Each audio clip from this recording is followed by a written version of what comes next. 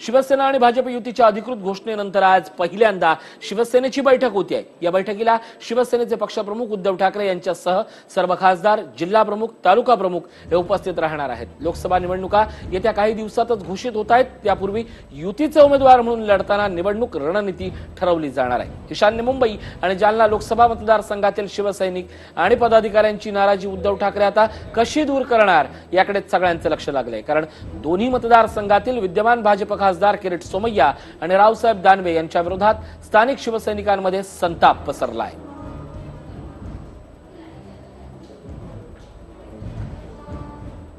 उद्धव ठाकरे आता पदाधिकाऱ्यांची नाराजी कशी दूर करतात हा प्रश्न आहे। कारण 2 दिवसापूर्वीच या सगळ्याबाबत बोलताना उद्धव ठाकरे यांनी म्हटलं होतं की मी 2 दिवस गप्प आहे, पण आजच्या बैठकीत गप्प राहून चालणार नाही। आज त्यांना बोलावंच लागेल, किंबहुना ऐकून घ्यावंही लागणार आहे पक्षप्रमुख, कारण कार्यकर्त्यांची भावना ही महत्त्वाची आहे।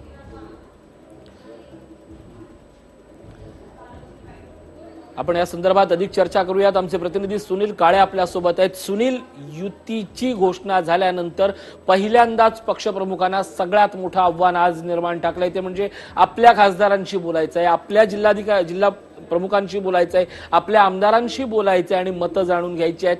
बैठक होते, नाराजी आणि नाराजीत पक्षप्रमुखांचं म्हणणं ऐकून घेण्याचं, म्हणजे शिवसेनेत ऐकून घेण्यापेक्षा सांगणं ऐकावं लागतं। या सगळ्या परिस्थितीत पहिली वादळी बैठक आहे, काय सांगाल?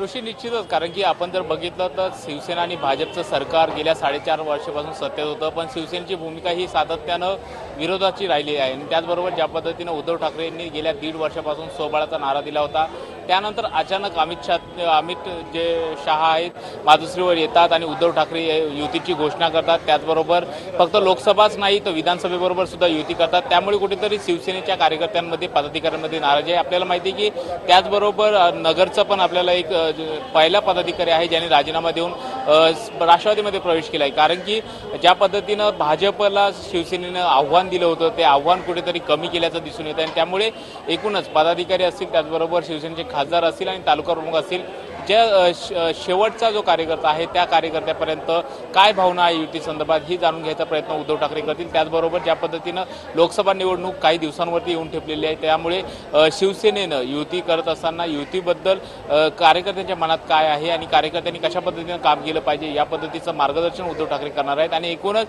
भाजपबरोबर ज्यावेळेस युती झाली त्यावेळेस जी पहिली प्रतिक्रिया शिवसैनिकाच्या कार्यकर्त्यांची होती ती नाराजीची होती। कारण की ज्या पद्धतीनं गेल्या 4.5 वर्षापासून भाजपने सातत्यानं शिवसेनेला डावलल्याची भूमिका घेतलेली आहे, त्यामुळे कुठेतरी शिवसेनेच्या सर्व कार्यकर्त्यांना आणि त्याचबरोबर पदाधिकाऱ्यांना असं वाटत होतं की स्वबळावर निवडणूक लढावी आणि भाजपला आव्हान द्यावं, पण ते कुठेतरी मागे पडलेलं आहे। त्यामुळे अचानक उद्धव ठाकरे यांनी युतीची घोषणा केल्यामुळे कुठेतरी जे सेनेचे कार्यकर्ते आहेत त्याचबरोबर पदाधिकारी आहेत ते नाराज असल्याचं पाहायला मिळतंय। आणि त्यामुळे जरी वरिष्ठ पातळीवरती नेत्यांमध्ये ही युती झाली असली तरी सुद्धा जी कार्यकर्ते आहेत, जे पदाधिकारी आहेत, जे ग्राउंड लेवलवर काम करणार आहेत, त्यांच्या मनात मनभेद जे आहेत ते मनभेदाचं मनोमिलन कधी होणार? कारण की अशा पद्धतीने गेल्या 4.5 वर्षापासून दोन्ही प्रश्न विरोधात राहिलेच आपल्याला पाहायला मिळते। त्यामुळे कुठेतरी या कार्यकर्त्यांकडून आणि पदाधिकाऱ्यांकडून शिवसेना पक्षप्रमुख जी माहिती घेतील आणि त्याचबरोबर युतीचा धर्म कशा पद्धतीनं पाळायचा हे सुद्धा दाखवलं जाईल।